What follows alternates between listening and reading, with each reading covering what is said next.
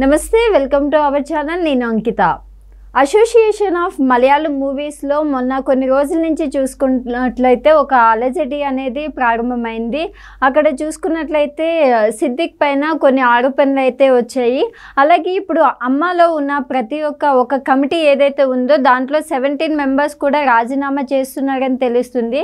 అయితే అక్కడున్న ఇద్దరు లేడీస్ కూడా అసలు మేమెందుకు రాజీనామా చేయాలి అని తిరగబడ్డారు. సో ఇదే టాపిక్ పైన డిస్కస్ చేయడానికి నాతో పాటు సినీ క్రిటిక్ యజ్ఞమూర్తి సార్ ఉన్నారు. ఆయనతో మాట్లాడదాం. నమస్తే సార్. నమస్తే అమ్మా.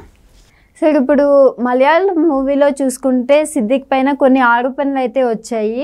సో అలాగే కొంతమంది పైన కూడా మనం గతంలో కూడా చూసుకున్నాము ఇట్లాంటి ఆరోపణలే. అయితే ఇప్పుడు అమ్మ కమిటీలో ఎవరైతే 17 మెంబర్స్ ఉన్నారో మొత్తం సిద్దిక్తో పాటు వాళ్ళు కూడా రాజీనామా చేయాలి అని భావిస్తున్నారు. అయితే దాంట్లో 2 మహిళలు అయితే ఉన్నారు. మేమెందుకు రాజీనామా చేయాలి, మేము చెయ్యం అని అసలు మోహన్ లాల్ అటువంటి వ్యక్తినే అసలు ఎదిరించారని చెప్పొచ్చు. సో అసలు ఏం జరుగుతుంది? అమ్మ అంటే association of Malayalam movie artists. So మనకు మా ఎలాగో అక్కడ అమ్మ అనమాట. సో అందులో మొదటగా సిద్దిక్ అనే అతను జనరల్ సెక్రటరీ. నేను రాజీనామా చేస్తున్నానని చెప్పేసి 3 రోజుల క్రితమే ప్రకటించాడు అతను. సో ఎందుకంటే అతని మీద రేవతి సంపత్ అనే అమ్మాయి, ఆమె ఒక జూనియర్ ఆర్టిస్టు, నన్ను కొన్నేళ్ల క్రితం ఒక సినిమా సందర్భంలో నాపై లైంగిక వేధింపులకు పాల్పడ్డాడు ఆయన అని తీవ్రమైనటువంటి ఆరోపణలు చేసింది. ఇవన్నీ ఇప్పుడు ఎందుకు వస్తున్నాయి అంటే అక్కడ గవర్నమెంట్ వేసినటువంటి జస్టిస్ హేమ కమిటీ అనేది ఒక రిపోర్ట్ తయారు చేసింది. సో మలయాళం ఫిలిం ఇండస్ట్రీలో అక్కడ మహిళా కళాకారుల పరిస్థితులు ఎలా ఉన్నాయి, వాళ్ళ స్థితిగతులు ఎలా ఉన్నాయి, వాళ్ళకి అవకాశాలు రావాలంటే వాళ్ళు ఎలాంటి ఆటంకాలు ఇబ్బందులు ఎదుర్కొంటున్నారు, సో కమిట్మెంట్లు అనేవి, అలాగే కాస్టింగ్ కౌచ్ అనేది ఏ స్థాయిలో ఉంది అనేది చాలా సమగ్రంగా వాళ్ళు ఆ నివేదిక పొందుపరిచి ఇచ్చారు. దీనికి ఒక కథ ఉంది, మనకు తెలుసు, ఒక బ్యాక్ స్టోరీ ఉంది. సో కొన్నేళ్ల క్రితం భావన అనే హీరోయిన్ని దిలీప్ అనే పెద్ద హీరో అక్కడ అతని అనుచరులు ఆమెని బెంగళూరు రోడ్ల మీద కారులో తిప్పుతూ ఆమె మీద అత్యాచారానికి పాల్పడ్డారు. ఇది అప్పుడు చాలా పెద్ద సంచలనాన్ని సృష్టించింది. ఆ సందర్భంలోనే హేమ కమిటీని వేయటం. ఆ హేమ కమిటీ అప్పుడే యాక్చువల్గా తయారు చేశారు. ఒక 2 ఏళ్ల పాటు అందరిని ఇంటర్వ్యూలు చేసి చాలామందిని వాళ్ళ ఎక్స్ప్లెనేషన్స్ కానివ్వండి, వాళ్ళ వివరణలు కానీ తీసుకొని ఇవంతా ఒక నివేదిక పొందుపరిస్తే అది 5 సంవత్సరాల తర్వాత ఇప్పుడు బయటకు వచ్చింది. అది దాంట్లో మన ఊర్వశి శారద గారు కూడా ఒక మెంబరు ఆ కమిటీలో. సో ఇప్పుడు అది కమిటీలోని కొన్ని విషయాలు బయటకు వస్తున్నప్పుడు ఒక రేవతి అనే ఆమె, అలాగే మునీర్ అనే ఒక ఆమె, మునీర్ అనే ఆమె, అట్లాగే గీతా విజయన్ అనే ఒక ఆమె, ఇలా పలువురు తారలు సో మా మీద ఇట్లా లైంగిక వేధింపులు పాల్పడ్డారు, అలాగే అప్రాప్రియేట్గా బిహేవ్ చేశారు అంటూ వాళ్ళందరూ కూడా బయటకు వచ్చి గళం విప్పుతున్నటువంటి పరిస్థితి. సిద్దిక్ చిన్నవాడు కాదు. సో ఆయన పెద్ద డైరెక్టరు, పెద్ద నటుడు కూడా. సో అలాంటి వాడు జనరల్ సెక్రటరీగా ఉన్నాడు నటీనటుల సంఘానికి. సో ఆయన మీదే ఆరోపణలు రావడంతో అతను నైతిక బాధ్యతగా నేను తొలగిపోతున్నానని చెప్పాడు. ఇదంతా కూడా నాపై తప్పుడు ఆరోపణలు చేస్తుంది రేవతి సంపత్ అని చెప్పేసి ఆమె మీద పోలీస్ కంప్లైంట్ కూడా ఇచ్చాడు. సో ఆధారాలు చూపమనండి, లేదంటే నాకు న్యాయం చేయండి అని చెప్పేసి ఆయన పోలీస్ కంప్లైంట్ ఇవ్వడం జరిగింది.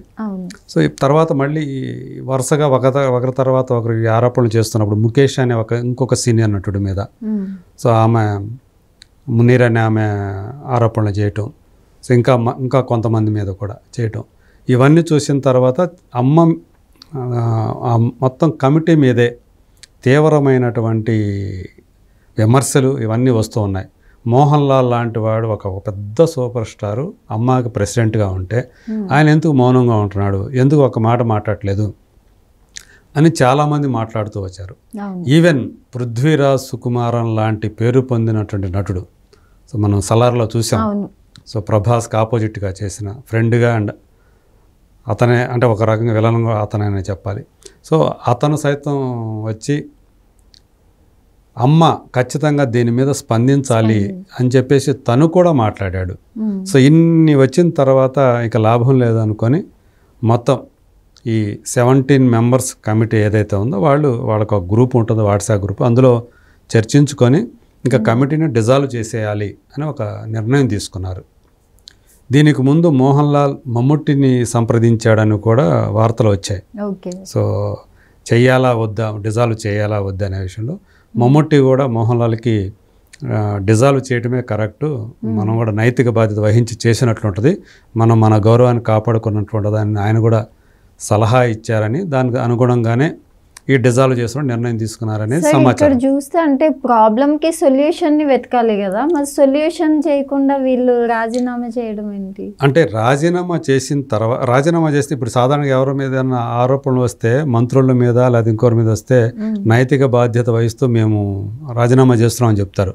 అంటే వాళ్ళ మీద నేరుగా కాకపోయినా చేసిన సందర్భాలు గతంలో కూడా ఉన్నాయి. మినిస్టర్లు కానివ్వండి లేదా ఇంకొక పొజిషన్లో ఉన్నాళ్ళు కానివ్వండి.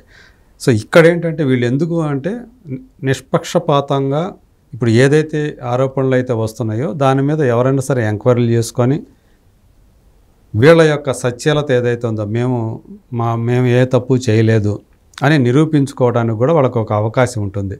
సో నైతిక బాధ్యత వహిస్తూ రిజైన్ చేశారు, కొత్త వాళ్ళకి అవకాశాలు వస్తాయి ఆ పొజిషన్లో అనేది.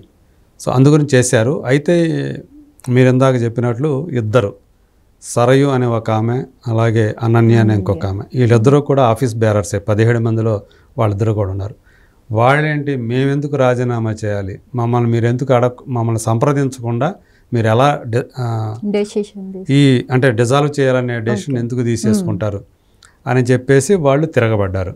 సో మోహన్ లాల్ అంటే ఒక రకంగా మోహన్ లాల్ అధ్యక్షుడిగా ఉన్నటువంటి కమిటీ ఏదైతే ఉందో వాళ్ళు తీసుకున్న నిర్ణయాన్ని వాళ్ళు తప్పుపట్టినట్టే లెక్క. సో అనన్య అంటే హీరోయిన్గా చేశారే కానీ ఒక చిన్న నటి కిందే చెప్పాలి. సో మోహన్ లాల్ లాంటి స్టాల్వార్టు ఒక ప్రెసిడెంట్ని ఆమె ఎదిరించినట్టే ఇక్కడ మనం అర్థం చేసుకోవాలి. తెలుగులో అంటే ఆమె జర్నీ అనే సినిమాతోటి చాలామందికి తెలిసిన అమ్మాయి అనన్య అనే అమ్మాయి. ఇప్పుడు 2011లో అనుకుంటా కృష్ణుడు హీరోగా అమ్మాయికుడైన ఒక సినిమా చేస్తే అందులో ఆమె కూడా ఒక హీరోయిన్గా చేశారు, ఇద్దరు హీరోయిన్లు ఒకరుగా చేశారు అనన్య. అట్లాగే త్రివిక్రమ్ శ్రీనివాస్ డైరెక్ట్ చేసినటువంటి ఆ అనే సినిమాలో అందులో నితిన్ సిస్టర్గా చేసింది, చెల్లెలుగా. అట్లాగే రీసెంట్గా చూసుకుంటే మహర్షి సినిమాలో అల్లరి నరేష్కి పేరుగా చేశారు ఆమె. సో ఆ అమ్మాయి, అలాగే సరయు అని ఇంకొక ఆమె. సో వీళ్ళిద్దరూ కూడా మోహన్ లాల్ అండుకో వాళ్ళు తీసుకున్న నిర్ణయం ఏదైతే ఉందో కమిటీని రద్దు చేయాలని వీళ్ళిద్దరూ కూడా తప్పుపట్టి మేము రిజైన్ చేయం అని వాళ్ళు భీష్మించుకొని కూర్చున్నారు. సో ఈ నేపథ్యంలో మరి ఇది ఎలాంటి టర్న్ తీసుకుంటుంది అంటే ఇద్దరు ఆడవాళ్ళు మిగతా మగవాళ్ళ మిగతా వాళ్ళు మగవాళ్ళు అనుకుంటే వాళ్ళందరినీ కూడా వాళ్ళ నిర్ణయాన్ని వీళ్ళు తప్పుపట్టినట్లు అర్థం.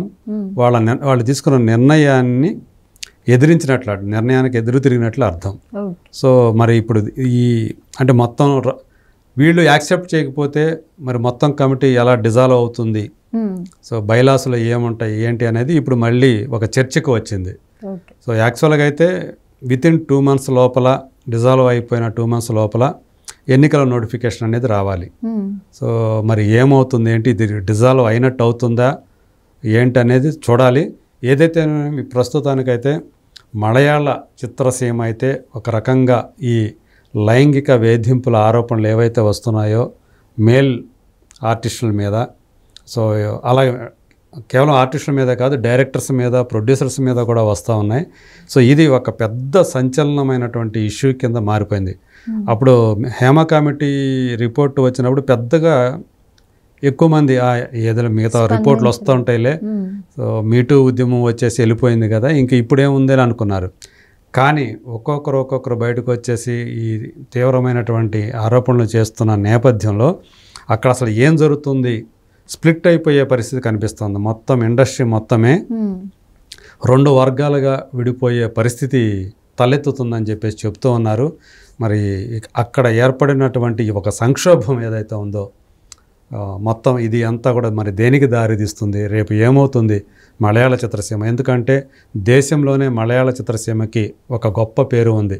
అనేకమైనటువంటి జాతీయ స్థాయిలో అవార్డులు పొందినటువంటి సినిమాలు తీసే ఒక చిత్ర పరిశ్రమగా సో అది మలయాళ చిత్రసీమ చాలా గొప్ప పేరు సంపాదించుకుంది. సౌత్ ఇండస్ట్రీలోనే దానికి ఒక ప్రత్యేకమైనటువంటి స్థానం ఉంది. మరి ఇప్పుడు ప్రస్తుతం ఈ ఏదైతే సెక్సువల్ హెరాస్మెంట్ ఈ ఆరోపణలు ఉన్నాయో, ఎలిగేషన్స్ ఉన్నాయో, ఇదంతా కూడా ఆ ఇండస్ట్రీని ఒక షేక్ చేస్తుందనే చెప్పాలి. సో ఏదేమైనా త్వరలోనే దీని నుంచి, ఈ సంక్షోభం నుంచి బయటపడి ఈ సమస్యలన్నిటినీ కూడా సాల్వ్ చేసుకొని సో ఎవరైతే మహిళా కళాకారుల పట్ల అభ్యంతరకరంగా ప్రవర్తించారో, లైంగిక వేధింపులు గురి చేశారో వాళ్ళందరూ కూడా బయటకు వచ్చి క్షమాపణలన్నా చెప్పాలి, లేదంటే దానికి శిక్ష అయినా, వాళ్ళు చేసిన పనికి శిక్షలైనా అనుభవించాలి. సో అప్పుడే వాళ్ళకి బాధితులకు న్యాయం జరిగినట్లు అవుతుంది. సో అది కూడా అంటే నిరూపించుకున్నట్లు అవుతుంది. సో ఒక తప్పు జరిగిన చోట న్యాయం కూడా జరిగింది అనే ఒక పేరు కూడా వచ్చినట్లు అవుతుంది. సో త్వరలోనే అది కూడా, ఆ మంచి రోజు కూడా వస్తాయని చెప్పి మనం ఆశిద్దాం. Okay, thank you sir. Thank you.